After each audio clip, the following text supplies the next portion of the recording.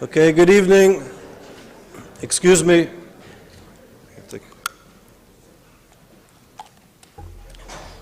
Good evening. For those of you new here, I'm Charles Small. I'm the director of the Yale Initiative for the Interdisciplinary Study of Anti-Semitism here at Yale University. Yale started this initiative in September of 2006. We're the fourth research center in the entire world and the first in North America doing research focusing on issues of anti-Semitism and contemporary issues of anti-Semitism.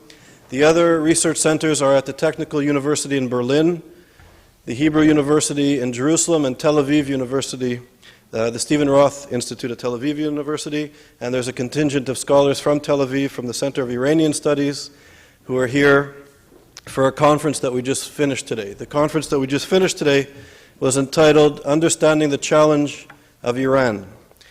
And I must say, I was speaking earlier today, that last year when Elie Wiesel came to Yale University and he spoke at the Yale Law School, he spoke to a packed audience of some of the finest minds in the country, students and faculty, the students being the future generation of leaders that will inevitably come out of this institution.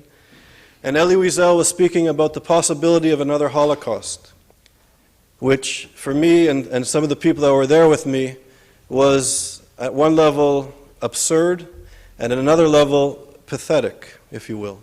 That here was Elie Wiesel, a Nobel Peace Prize winner, somebody who survived the Holocaust and has spent his entire life educating people not just about the Holocaust and not just about the 1.5 million people that perished in the Shoah and the Holocaust, but trying to teach people to act. That when you see an injustice, you cannot be a bystander, that there's a moral obligation and an ethical obligation to do something.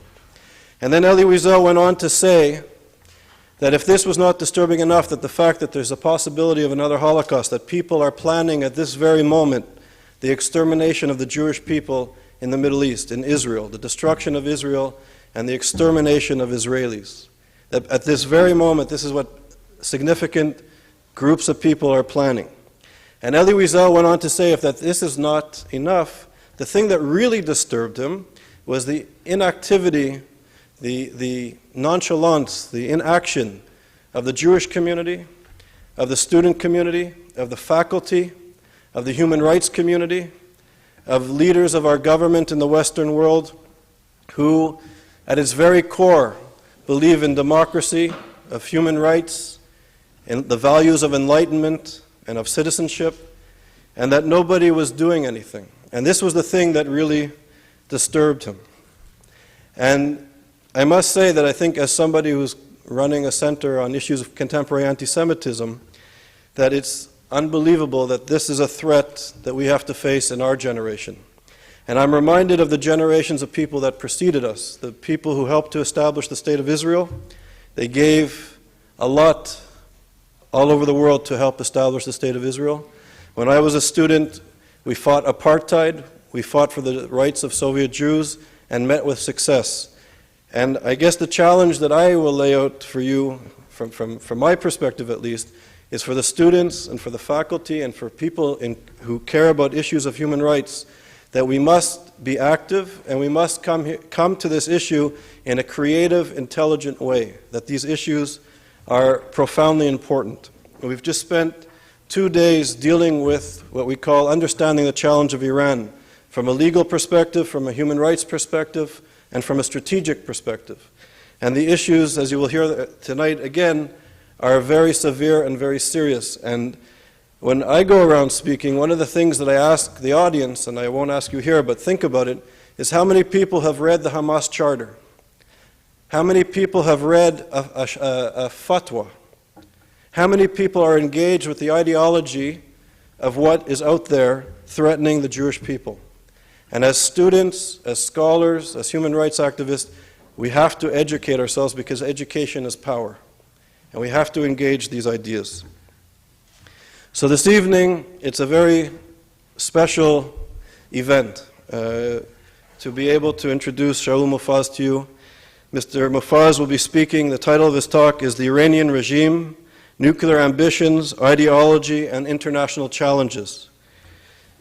Mr. Mofaz is the acting Deputy Prime Minister of the Government of Israel. He's also the Minister of Transportation and Road Safety. He was the Chief of Staff of the IDF. He was, from 1986 to 1988, the commander of the Paratroop Brigade of the IDF. He was promoted in 1988 to the Brigadier General. He held senior positions in the Ground Corps Command. In 1990 to 1992, he was the commander of the Galil Formation. He was an officer, commanding officer of the IDF forces in Judea and Samaria. In 1994, he was promoted to Major General. In 96 and 97, he was the chief of the planning branch of the General Staff. In 1997, he became the deputy chief of the General Staff and the chief of staff branch. From 1998 to 2002, he was the 16th chief of staff of the IDF. So it's a tremendous honor with this background in defending Israel's right to exist and to be there, that the Yale Initiative for the Interdisciplinary Study welcomes Deputy Prime Minister Shaul Mofaz.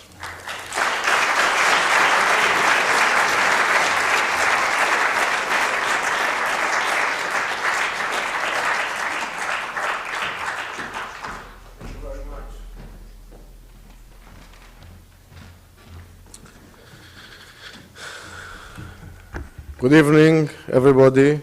I'm very glad to be here tonight.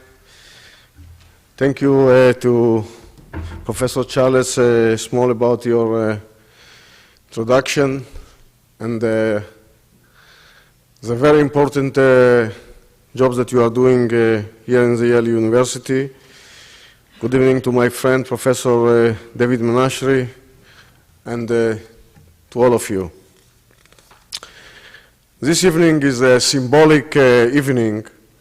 Tonight, the State of Israel bows its head and commemorates the memory of the 6 million Jews that were murdered in the Holocaust. This is evening the Jewish people remembers and reminds that this scare on mankind was not forgotten and will never be forgotten.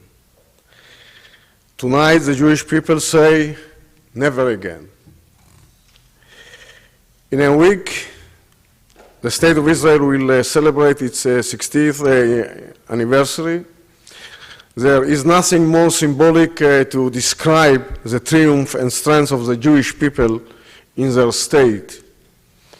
The Second World War was a historical crossroad in human history, after which nothing stayed as it was. Such moments are few and far between in the history of mankind, and I believe we are standing in one today. We have learned that history is doomed to repeat itself. This time around, we have the responsibility to ensure that it will never repeat itself.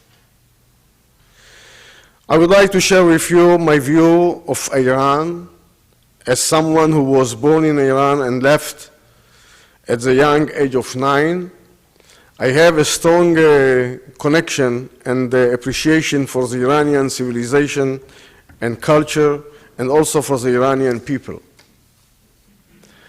My story is like the stories of many here, I assume, that came from various places in the world to countries where freedom and democracy are a natural way of life.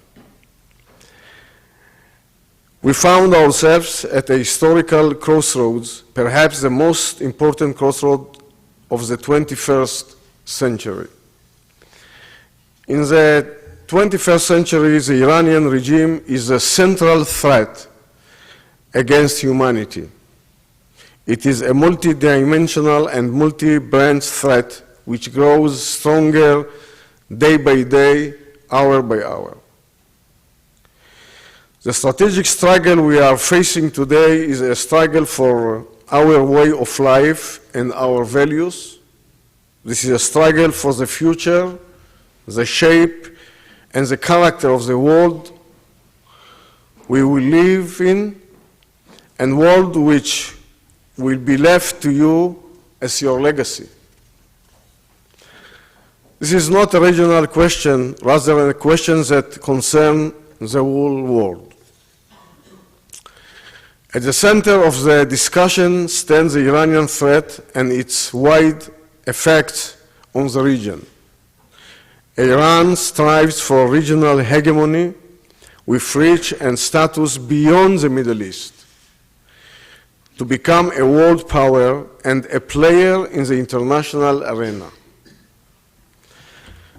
It strives to establish and lead an Islamic Middle East to be run according to the principles and values of the Islamic Revolution and extreme regime law. Iran views the achievement of military nuclear capability as a means of achieving its goals. In this reality, Iran's wish to become a hegemony in a region where 2/3 of the world oil reserves lie and 1/3 of the gas reserves lie, does not have only a regional influence, but an influence on the global balance of power and global economy. I want to emphasize that the State of Israel is merely a part in this game, but Iran is using it as a rallying point. In the Iran view, Israel must be wiped off the map, but it should be made perfectly clear. This is a byproduct and is not the primary target. The way in which the Iranian president speaks of Israel and of his wish to wipe it off the face of the earth is a clever ploy pandering to the hostility against Israel and the Jewish people, which unfortunately still exists. Identifying the Iranian threat as an Israeli problem serves the Iranian interest and helps the international delegitimization of the struggle against Iran. Ladies and gentlemen, this is an Iranian tactic designed to divert our attention away from the real problem. At the same time, we cannot ignore the fact that a nuclear Iran represents a real existential threat against the State of Israel. This is a threat that jeopardizes the existence of the Jewish state. The State of Israel cannot accept a nuclear Iran. This time, the Jewish people will not let it happen. And I would like to believe that the world will not let it happen, and any all means to ensure that it does not happen are justified. I believe that this is a critical year with regard to the Iranian nuclear program. The enrichment phase is critical to determining the rate of the program's progress. The coming year is critical in this sense, a year in which Iran is liable to acquire enrichment technology. In our estimation, it is possible that in a few months, less than a year, Iran could succeed in gaining control of the technology required to enrich uranium for the sake of a nuclear bomb. That is to say, it is possible that within less than 1 year, Iran will succeed in breaking a technological barrier. At the same time, Iran is continuing to develop its ballistic capabilities as part of a very ambitious program capable of reaching any European capital city, and one day will be capable of reaching the eastern seaboard of the United States. Furthermore, Iran is developing a space program under civilian cover, but we have to understand that capability of sending objects into space is of clear strategic significance. A country with this capability has the power to attack any location, anywhere on the face of the planet. There is no doubt that a ballistic program of this scope is intended for military goals that extend beyond the Middle East and is apparently designed for nuclear goals. So far, the international response to the Iranian threat is currently focusing on the diplomatic channel. Under the leadership of the United States, this is part of the strategies that we have agreed upon during our strategic dialogue. It talks about a three-way effort.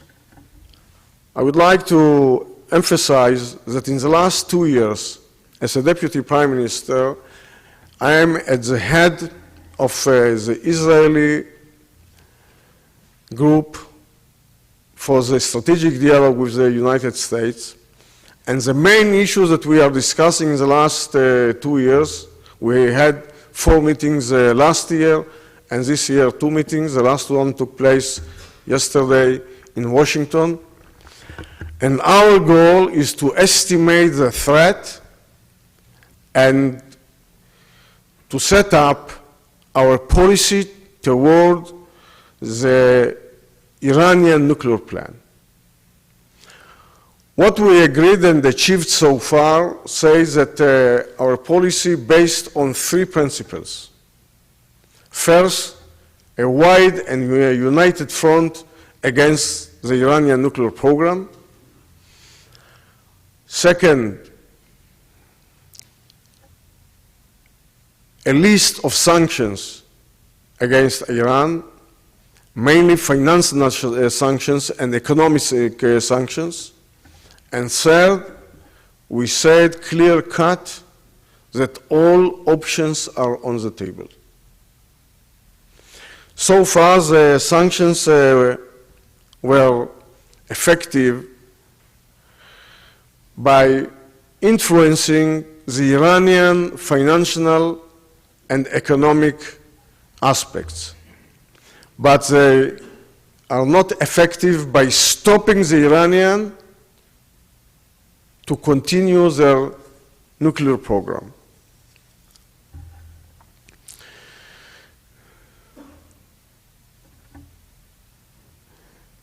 At the same time that we're doing a tremendous effort to stop the Iranian nuclear program, we see certain countries that are determined to stay united, but at the same time we are seeing too many countries that are adopting an appeasement policy towards Iran.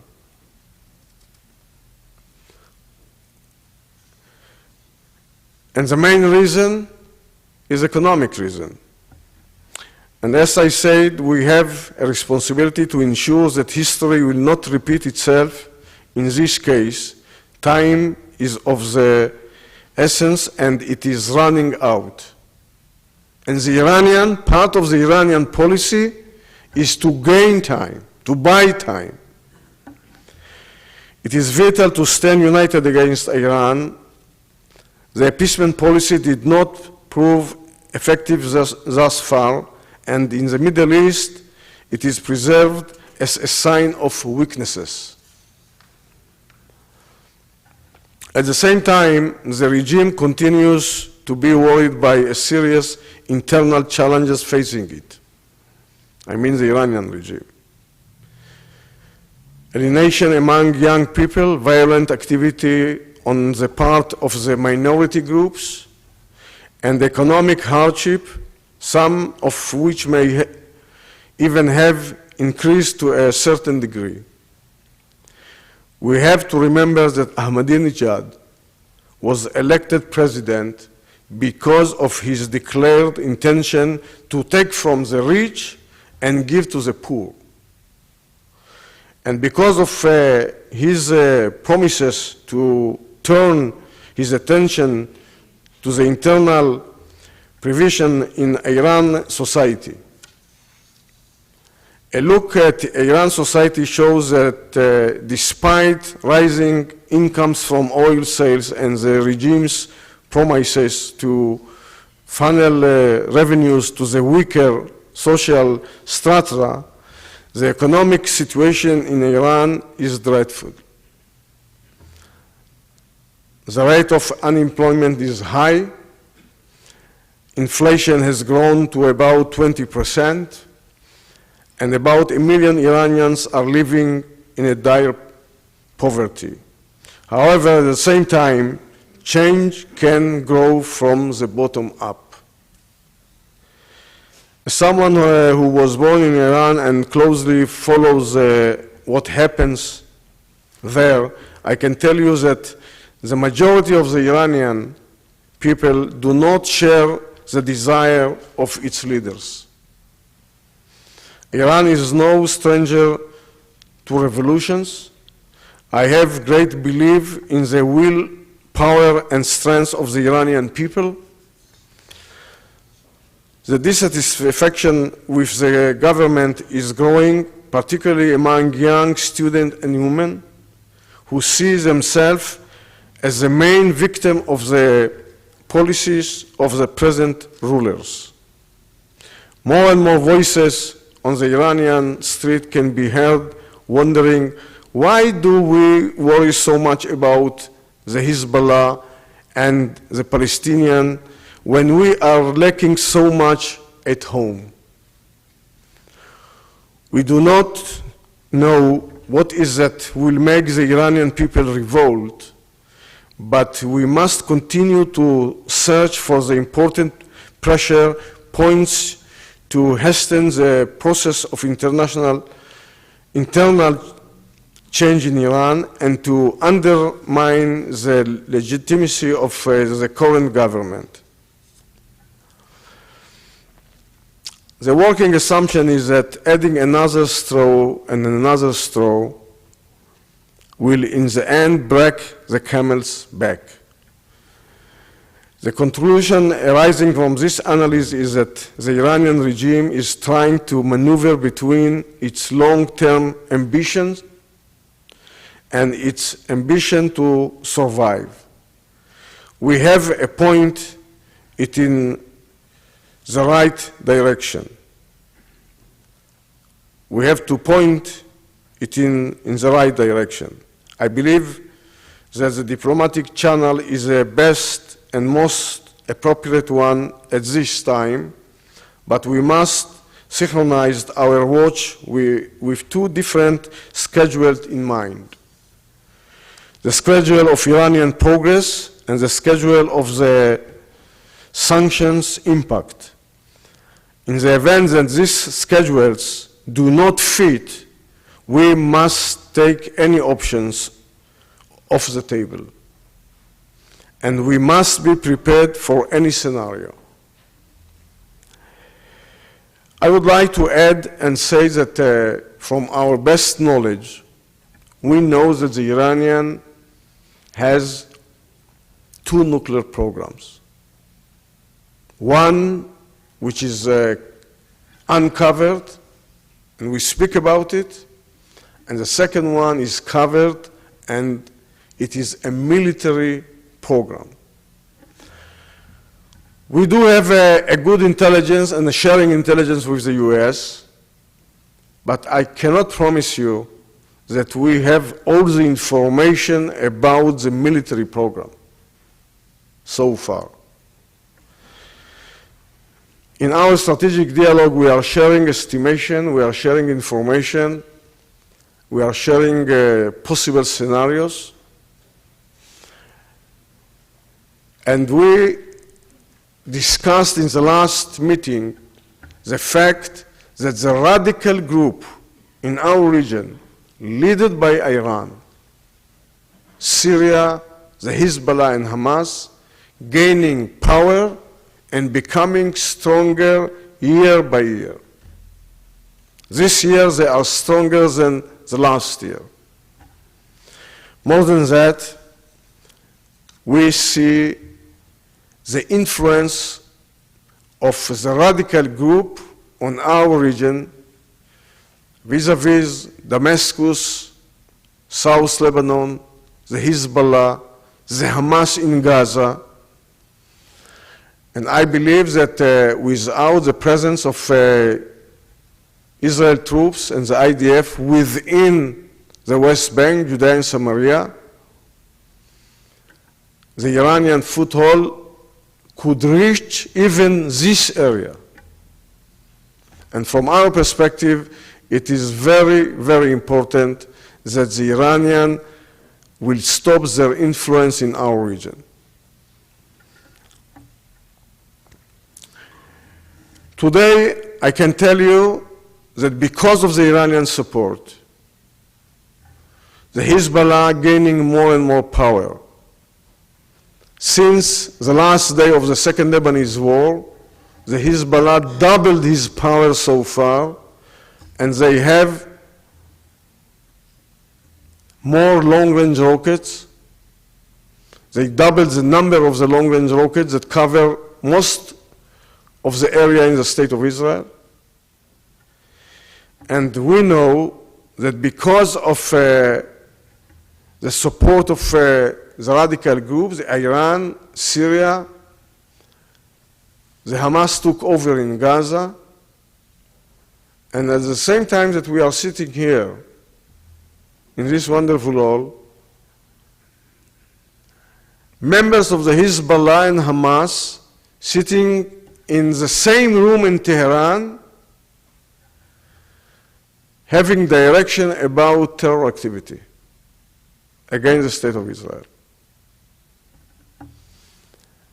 And it's open a big dilemma about the situation within the Palestinian Authority. And I would like to say a few words about it because it links to the fact that Iran desires to have a nuclear capability, and under the umbrella of the nuclear capabilities, they will deepen their terror activity against us.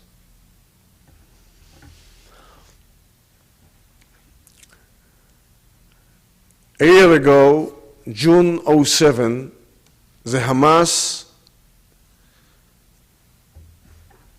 became powerful and they took over in Gaza, and today they are controlling Gaza. They throw out the Palestinian security groups, and we see a strategic different situation within the Palestinian Authority. In Gaza, terror organizations control this area and the population. They don't recognize the State of Israel. They want to destroy the State of Israel. They are continuing to attack Sderot, Ashkelon, and other areas around Gaza by rockets and by terror activity. At the same time, we see a moderate leader in the West Bank, but a guy that doesn't control the area. And the fact that we don't see a waves of suicide bombers attack and a waves of terror activity against us, it is because of the IDF activity against terror within the Palestinian towns and within the West Bank. And the dilemma today is who will be the leader of the Palestinian entity, the Hamas or the PLO? And it is a very big difference because the Hamas is part of the radical group, and I don't see in the coming months or in the next year the PLO, led by Abu Mazen, which is a very weak leader without troops, taking over the Palestinian entity and becoming a leader that will unite the two parts of the Palestinians in Gaza and in the West Bank. And we will have one address and one partner for having negotiation and hopefully a possible agreement in the future.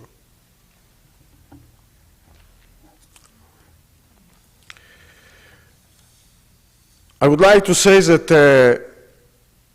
at the same time that we are facing a very difficult situation within Gaza, we see in South Lebanon, on top of the growing power of the Hezbollah, that Resolution 1701 that was achieved at the end of the Second Lebanese War does not work.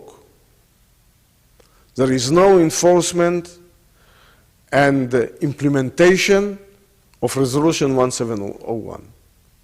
We don't have our soldiers back. We don't see the Hezbollah move to the northern part of the Litani River. And we see more and more long-range rockets coming to the hand of the Hezbollah.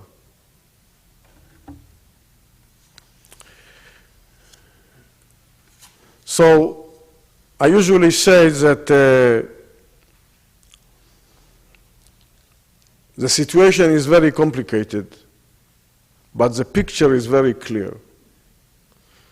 We are living in a very difficult area. Our achievement so far for peace was done by tremendous effort of the governments of the State of Israel, and we were successful to achieve peace with Egypt and Jordan, which is a strategic achievement. But knowing the Iranian threat, which is an existential threat against the State of Israel, knowing their goals, understanding the ideological belief of the Hamas and the Islamic Jihad, we should move step by step forward and not run for achieving any kind of agreement without having first security for the State of Israel. I believe that the policy that said peace first and after we will achieve security failed. And we started to adopt a few years ago, when I was a defense minister and Sharon was the prime minister, we adopted the policy that security first and the security will bring peace. And I believe that this should be the right policy.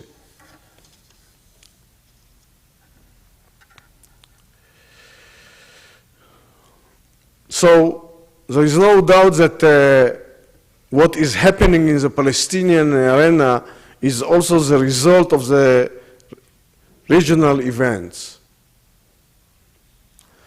The radical access in the regime grows stronger as the hold of the Abu Mazen's Palestinian Authority grows weaker.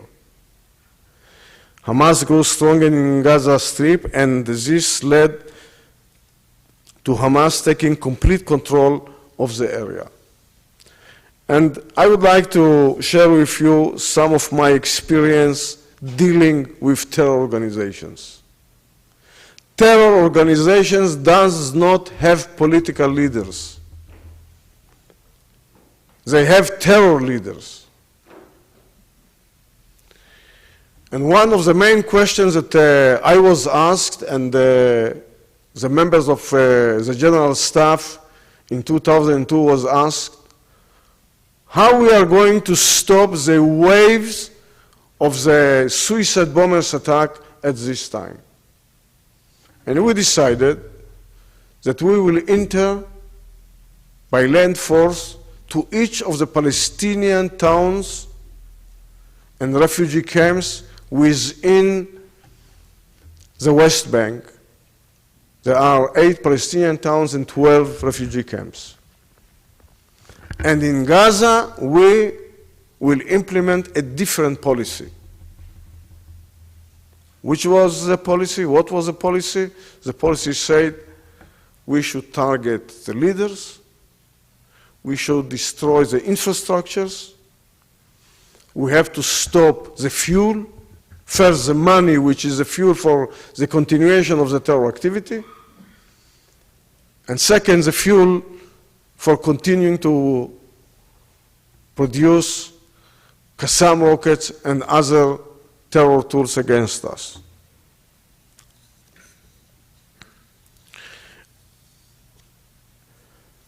And I believe that we should adopt this strategy today and to have deterrence against the Hamas and the jihad in Gaza.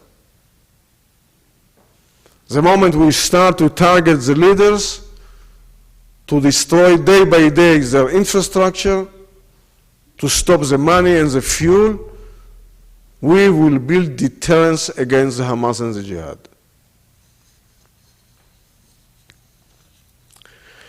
Now, it is very important to negotiate with the Palestinians. I'm not against peace. Believe me that after 40 years in the security field, I know exactly the price of the war and the price for peace. And I am in favor of continuing to negotiate with the Palestinians. But we have to move according to the roadmap plan, step by step, and they should fight against the terror activity. Without any achievement from the Palestinian side, it will be impossible to reach an agreement with the Palestinians. And those that believe that until the end of this year, we will be able to achieve a peace agreement with the Palestinians, including the core issues, I would say that it is impossible. More than that, I believe that Jerusalem should be united as a capital of the State of Israel forever. And we have not touched this issue.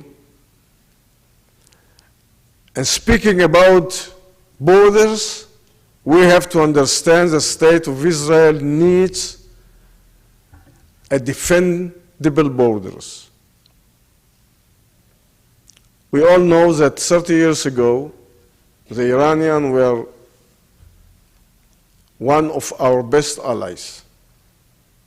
We have a very good relationship with them, like the relationships that we have today with the Western countries. And 30 years after, they are the main threat against the State of Israel. We cannot predict what will happen in the other countries. So we have to have defendable borders that will be based on the settlement groups like Ma'ale Edomim, Gush Etzion, Efrat, Ariel, and the others, and the Bekaa Valley, Jordan Valley.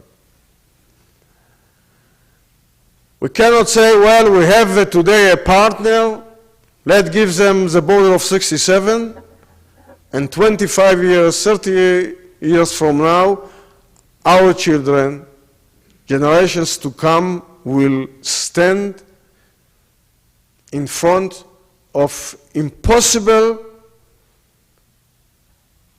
power and impossible border to defend the State of Israel. And I believe that we have to strengthen the moderate leaders on the Palestinian side, to give them a better economic situation, to allow them a better economic situation, and to give them the time to build a united entity. We will not make one agreement with Abu Mazen and one day a second agreement with the leaders, whatever they will be, in Gaza.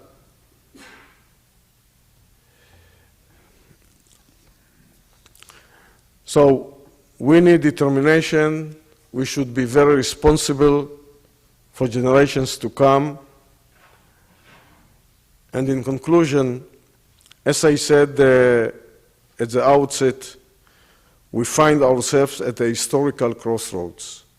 This is a historical occasion, and such occasion occur but a few in human history. In the life of country, in the life of a people, the Jewish people knows this better than anyone else. The free world must stand determined and strong against the radical and dangerous camp threatening our liberty and our values. This time, no leader can say we didn't know, we didn't understand, and significance. This time, the entire world and Israel, as part of it, must once again seize the initiative and do everything necessary to ensure a future of peace and prosperity for generations to come after us. I thank you for inviting me and giving me the opportunity to stand here and to speak to you. And I would like to thank the hostess here at Yale for allowing me to come and to speak. And I hope that you will continue to support the State of Israel, because we need your support. We need the support of the people in the US. We need the support of the US administration. We need the support of the Western countries. But the State of Israel is a very strong state. We have strong people. We have strong armed forces. And we will be determined to achieve security and peace for the future of the State of Israel. Thank you very much.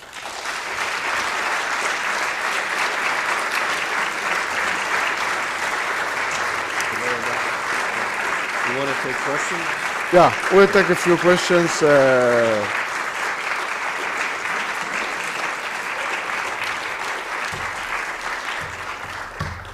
Okay. So, Deputy Prime Minister Mofaz has agreed to take some questions. Would anybody like to take a question? Go ahead.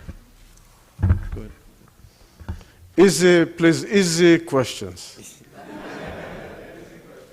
Why do you think that there's such apparently a large difference in perception in terms of the intelligence of the United States and in Israel as to when Iran will first have available to it a nuclear weapon? I'll take a few questions. Okay, we'll take a couple of questions. Alon?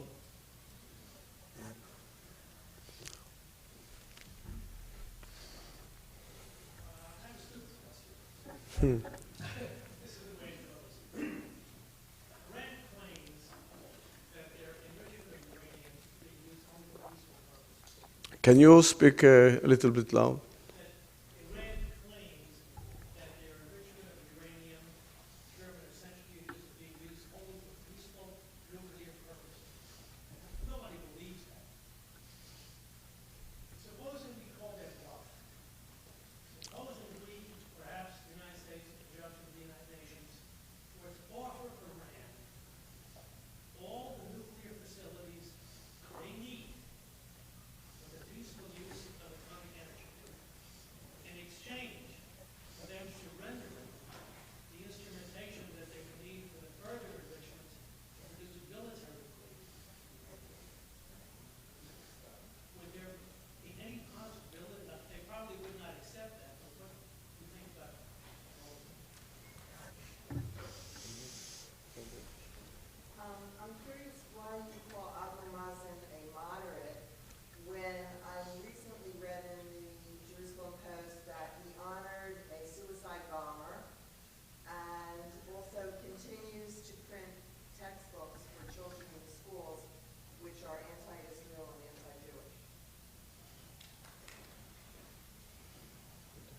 Well, such question has a very easy answer. Comparing the others. Comparing the others. Believe me, I know the history of Abu Mazen. He's not Zionist.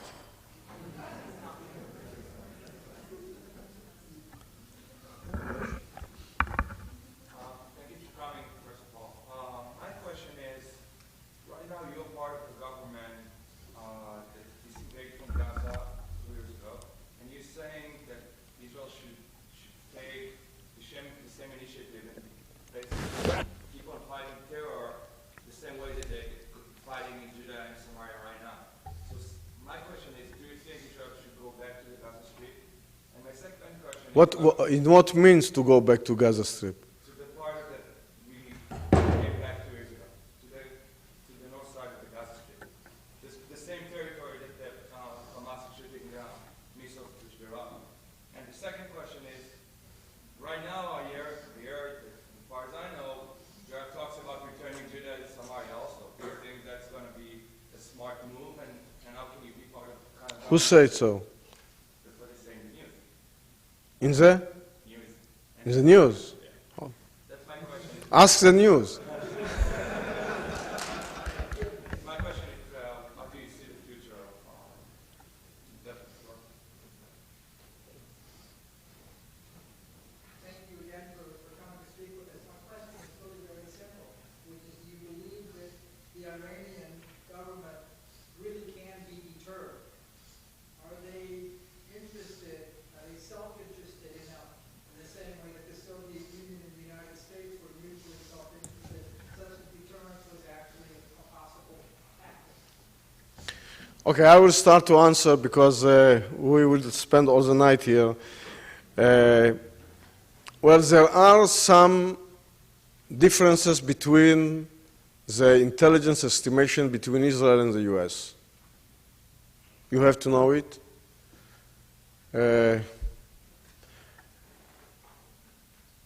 We believe that our estimation is more close to the reality.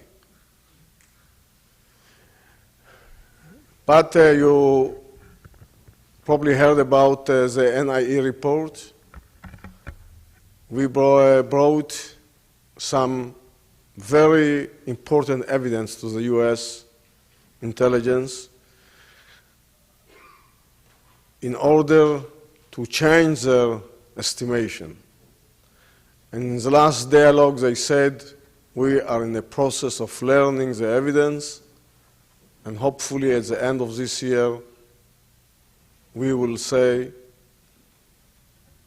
our report. So far, we see a big gap between our estimation and the US estimation. Now, speaking about the timetable and the technological barrier, the main issue is the enrichment of the uranium.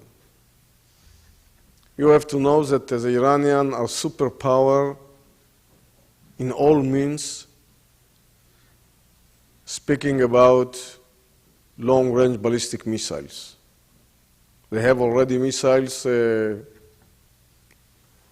the range of 2,000 kilometers, and they are working to have surface-to-surface missiles that will cover most of the capital of the European countries. And one day, the seashore, the eastern seashore of the US. And they have a very sophisticated technology, but about the enrichment, they have a lot of difficulties. To have this technology, it means that the centrifuges should work in a very high capacity, and they are not there. Now, it is a question of months, maybe years. It is very hard to predict because, as I said, they have two nuclear programs. We know much more about the uncovered program. We know less about the military. But we're working on it. Now, it will be a very bad step to give to the Iranian all the infrastructures for civilian purposes. Could you believe to them? Could you count on them?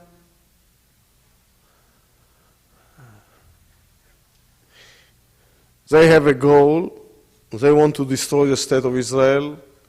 And I suggest to all of us to take it in a very, very serious way.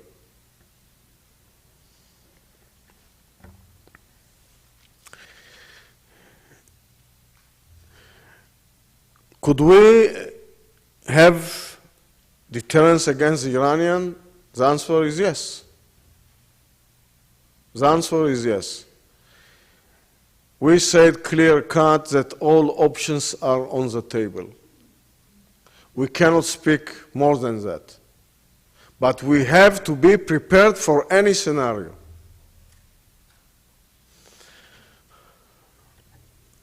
And if diplomatic steps and diplomatic channels will not be successful, we should think about other options. Because it is not only an existential threat against the state of Israel. It will be a different world the moment Iran will have a nuclear power.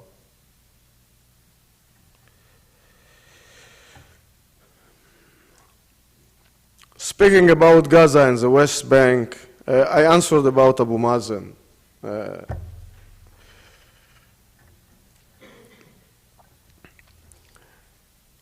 Gaza is the most populated area in the world.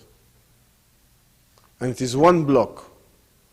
The West Bank, you have 8, as I said, 8 towns, 12 refugee camps. You can enter to one, you can surround the other.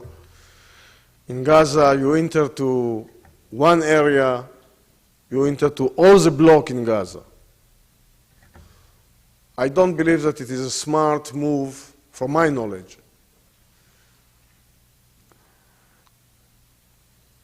To mobilize 40,000 reserve soldiers, to send 60, 70,000 soldiers within Gaza.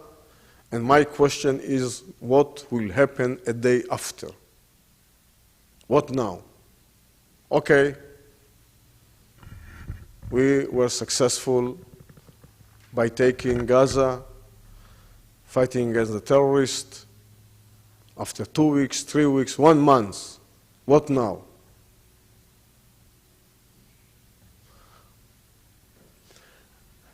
And this question is a very big question and a strategic question. And this is the reason that during defensive shield operation, we decided to enter to the Palestinian towns in the West Bank, but not to Gaza, and to find a different strategy. And it was successful, the strategy that we decided to implement. 3 years, the Hamas was out of the terror activity since June 2004 until June 2007. And because they became powerful and they were capable of destroying the Palestinian security groups, they felt and they feel today that they are powerful enough to start again to fight against the state of Israel. And I believe that deterrence is the main response to the Hamas terror activity against us. Speaking about Judea and Samaria, it is a different story. I can tell you that when I was in uniform, I believe that we are doing a mistake by staying within Gaza. Ask why? Because Gaza is not part of our national and our security interest. But the group of the settlements and the Jordan Valley are part of our national and security interest. This is a very big difference between Gaza and the West Bank. We know, the people that lived within Gaza now knew, the government of Israel knew that we will not stay forever in Gaza. And we paid a lot of price, a very big price, the life of Jewish people, the life of soldiers, and thanks God that today we are not within Gaza with 12,000 Jewish people and some thousands of soldiers.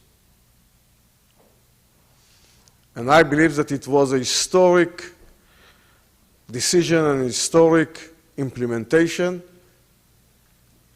We did some mistakes. There is no doubt about it. The way that we handled and we supported or we didn't support the people that lived within Gaza in Gush Katif, it is a very big mistake of the State of Israel. But the decision was the right decision.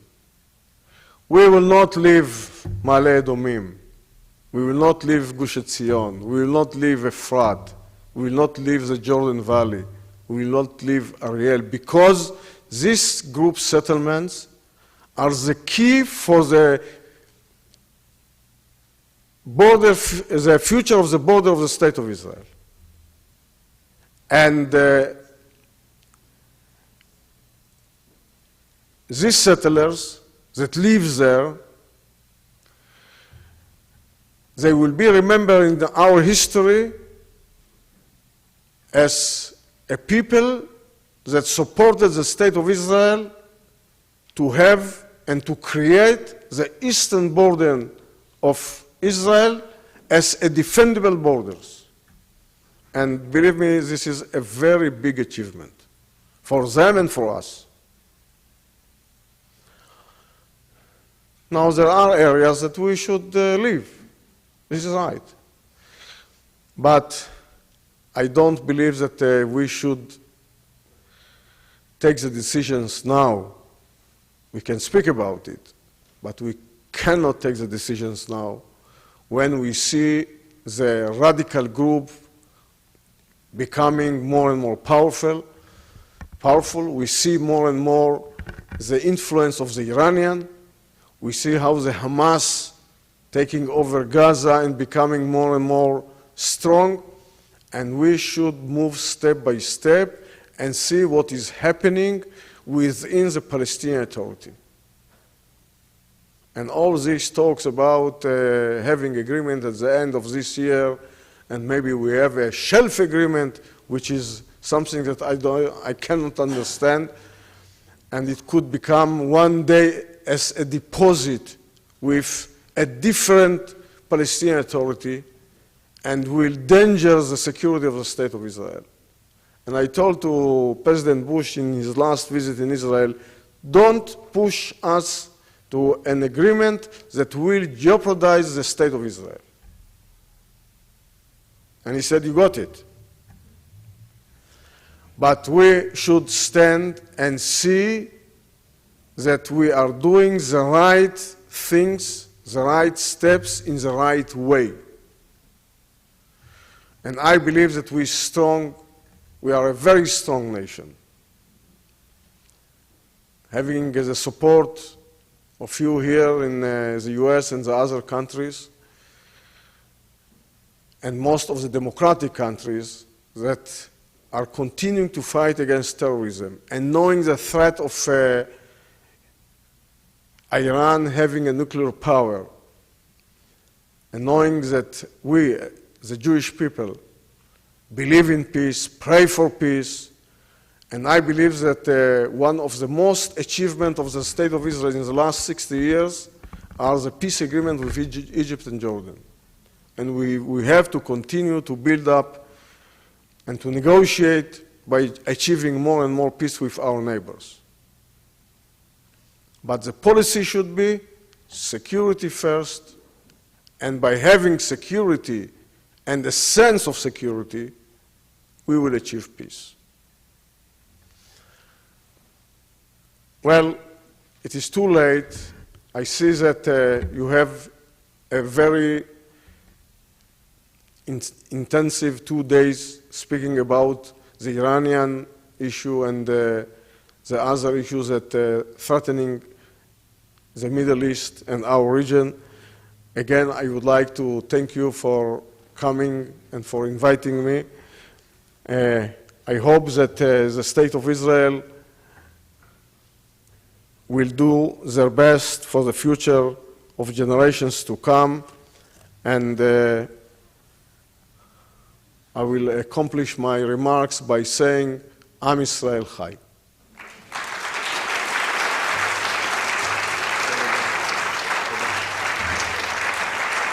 So on behalf of YISA, I'd like to thank the Deputy Prime Minister of Israel, Shaul Mofaz, for the honor of being here, and also like to thank David Menashri from Tel Aviv University for making this evening possible. And thank you for coming.